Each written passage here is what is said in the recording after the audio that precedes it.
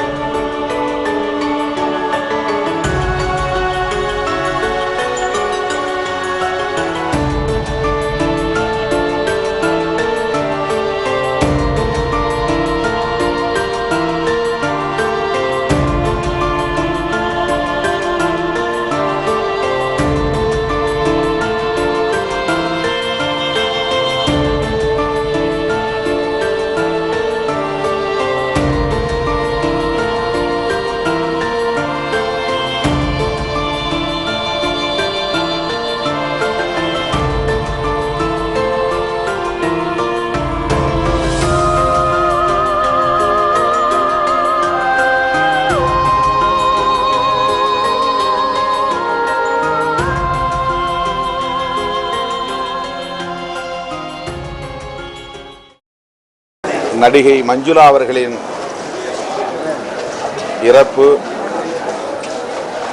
சற்றும் எதிர்பாராத அதிர்ச்சி அளிக்கக்கூடிய ஒன்று. எம்ஜிஆர், சிவாஜி போன்ற பழம்பெரும் நடிகர்களோடு திரைப்படத்தில் தோன்றிய நடிகை மஞ்சுளா அவர்கள் இந்த தலைமுறை வரையில் தனக்கென ஒரு ரசிக வட்டாரத்தை கொண்டிருப்பவர். திரையுலகில் பல்வேறு சாதனைகளை புரிந்து அனைத்து தரப்பினரின் நன்மதிப்பையும் பெற்றவர். திரையுலக கலைஞர் என்பதையும் தாண்டி ஒரு நல்ல இதயத்திற்கு சொந்தக்காரர். எந்த வேறுபாடும் இன்றி எல்லோரோடும் இனிமையாக பழகக்கூடியவர். கடந்த ஆண்டு அவர் மருத்துவமனையில் இருந்தபோது அவரோடு உரையாடுவதற்கு, அண்ணன் நடிகர் விஜயகுமார் அவர்களோடு பேசுவதற்கு வாய்ப்பு கிடைத்தது. ஒரு நல்ல வாழ்க்கை துணையாகவும் நடிகர் விஜயகுமார் அவர்களுக்கு உற்ற துணையாகவும் விளங்கியவர். 59 வயது என்பது இறப்புக்குரிய ஒரு காலம் இல்லை, வயது இல்லை. மிக வேதனைக்குரிய ஒரு இறப்பாக இது அமைந்திருக்கிறது.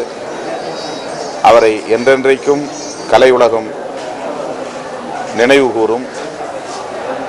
திரையுலகத்திற்கு அவர் ஆற்றியிருக்கிற பங்களிப்பு மகத்தானது. அவரை இழந்து வாடுகிற நடிகர் விஜயகுமார் உள்ளிட்ட அவருடைய குடும்பத்தினர் அனைவருக்கும் விடுதலை சிறுத்தைகளின் ஆழ்ந்த இரங்கலை தெரிவித்துக் கொள்கிறோம். அவருடைய இழப்பு திரையுலகத்திற்கு மட்டுமின்றி தமிழக மக்களுக்கு ஒரு நல்ல கலைஞரை இழந்திருக்கிறோம் என்கிற ஒரு இழப்பாக இது அமைந்திருக்கிறது. அவருக்கு நம்முடைய ஆழ்ந்த இரங்கலை, அவருடைய குடும்பத்தினர் யாவருக்கும் ஆழ்ந்த இரங்கலை தெரிவித்துக் கொள்கிறோம்.